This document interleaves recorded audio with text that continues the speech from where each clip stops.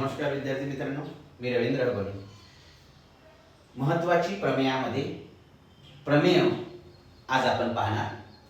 काटकोन त्रिकोणात कर्णावर टाकलेल्या शिरोलंबामुळे जे दोन त्रिकोण तयार होतात ते मूळ त्रिकोणाशी व परस्परांशी समरूप असतात हे सिद्ध करा.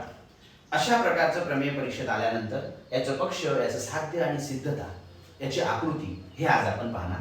तर सर्वात प्रथम हे जे स्टेटमेंट आहे प्रमेय, या प्रमेयावरून पहिले आपल्याला आकृती काढावी लागेल.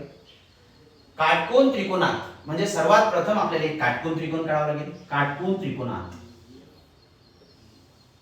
त्रिकोण पी क्यू आर मध्ये एक कोण आपण 90 चा घेतला तो क्यू म्हणजे हा त्रिकोण झाला काटकोन त्रिकोण. त्रिकोण पी क्यू आर मध्ये कोण पी क्यू आर बरोबर 90 अंश. 90 अंश घेतल्याबरोबर हा काटकोन त्रिकोण झाला. काटकोन त्रिकोणात कर्णावर टाकलेल्या शिरोलंबामुळे कोण क्यू 90 झाल्यामुळं त्याचा कर्ण झाला आहे पी आर आणि याच्यावर टाकलेला आहे शिरोलंब. आपल्याला टाकावा लागेल शिरोलंब, तो टाकला आपण क्यू एस. रेख क्यू एस, रेख क्यू एस लंब कर्ण पी आर.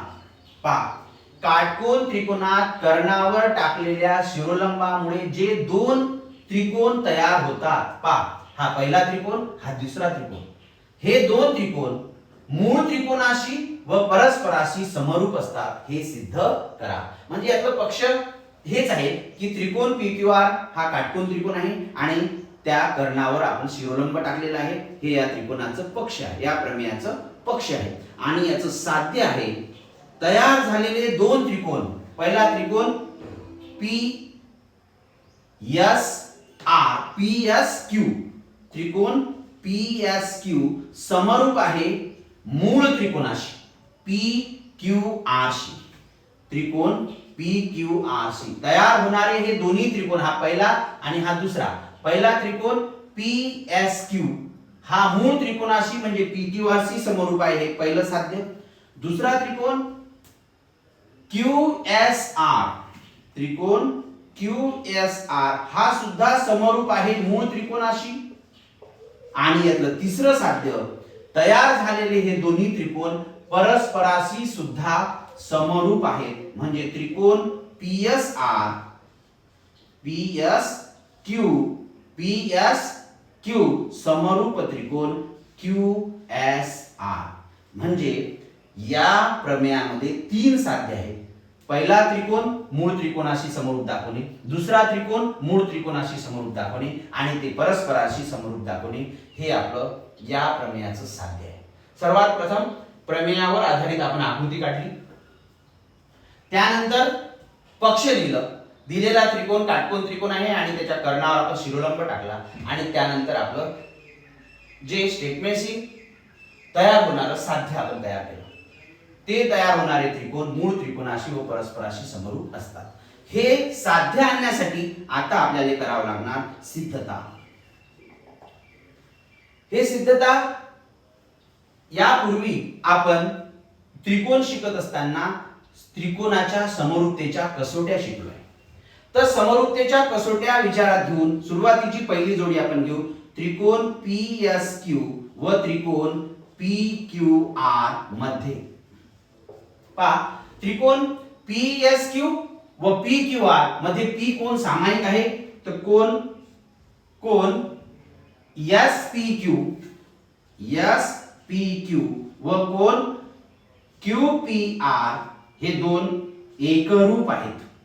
कसे, तर ह्या सामायिक जो म्हणजे दोघांमध्ये असणारा हा कोण आहे. तर सामायिक कोण असल्यामुळं ही पहिली जोडी, या दोन त्रिकोणामधली पहिली जोडी ही एकरूप आहे. कोणाची? दुसरी जोडी कोण पी एस आर हा कोण पी एस आर हा कोण या क्यूशी पी क्यू आर या कोणाशी एकरूप आहे. पी क्यू आर या कोणाशी एकरूप आहे कारण हे दोन्ही कोण प्रत्येकी 90 अंशाचे आहेत. म्हणजे या पहिल्या त्रिकोणाचे हा कोण सामायिक आहे आणि दुसरा क्यू हा या एस सी एकरूप आहे. म्हणजे एका त्रिकोणाचे दोन कोण दुसऱ्या त्रिकोणाच्या दोन कोणाशी एकरूप आहेत म्हणून हे दोन त्रिकोण PSQ पहिला त्रिकोण आणि दुसरा त्रिकोण PQR हे समरूप आहेत कोको कसोटीनुसार. कोको कसोटीनुसार हे आपलं पहिलं साध्य झालं आहे. समीकरण नंबर 1 याला आपण म्हणू. पहिलं साध्य आपलं झालं आहे. दुसऱ्या साध्याकडे जाऊ. त्रिकोण पहिलं साध्य, दुसरं साध्य आणि तिसरं साध्य. त्रिकोण QSR, त्रिकोण QSR व त्रिकोण PQR मध्ये, त्रिकोण PQR मध्ये पहा पुन्हा दुसरी जोडी घेतली आपण. QSR आणि PQR हा तयार झालेला दुसरा त्रिकोण आणि मूळ त्रिकोण. यामध्ये एक लक्षात येईल तुमच्या, QSR आणि PQR R इथला सामायिक कोण आहे.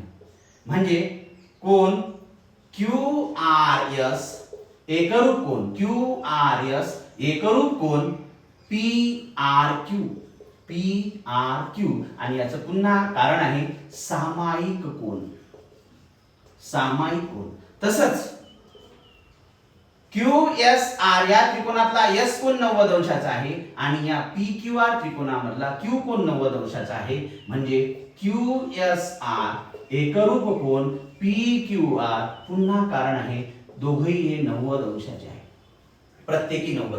म्हणजे ही जोडी जी आहे QSR त्रिकोण व PQR त्रिकोण यामध्ये QSR चे हे दोन कोण PQR च्या या दोन कोणाशी एकरूप आहे आणि म्हणून त्रिकोण QSR हा समरूप आहे त्रिकोण PQR शी आणि त्या कसोटीचं नाव आहे कोको समरूपता कसोटी आणि याला आपण म्हणत आहोत समीकरण नंबर 2 जे आपलं दुसरं साध्य आहे.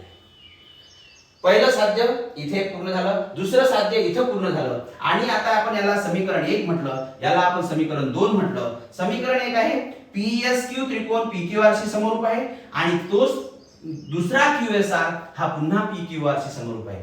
समरूप त्रिकोणाची गुणधर्म आहे की पहिला त्रिकोण दुसऱ्याशी समरूप असेल पण दुसरा पुन्हा दुसरा त्रिकोण पुन्हा पहिल्याशी समरूप असेल. हे तीनही त्रिकोण समरूप असतात किंवा दुसऱ्या पद्धतीने आपण याला पाहू शकतो. समीकरण 1 ची उजवी बाजू समीकरण 2 ची ही उजवी बाजू सारखी असल्यामुळे ऑटोमॅटिक डावी सारखी होईल. म्हणून समीकरण 1 व 2 वरून आपण लिहू शकतो त्रिकोण PSQ समरूप त्रिकोण QSR जे आपलं तिसरं साध्य आहे.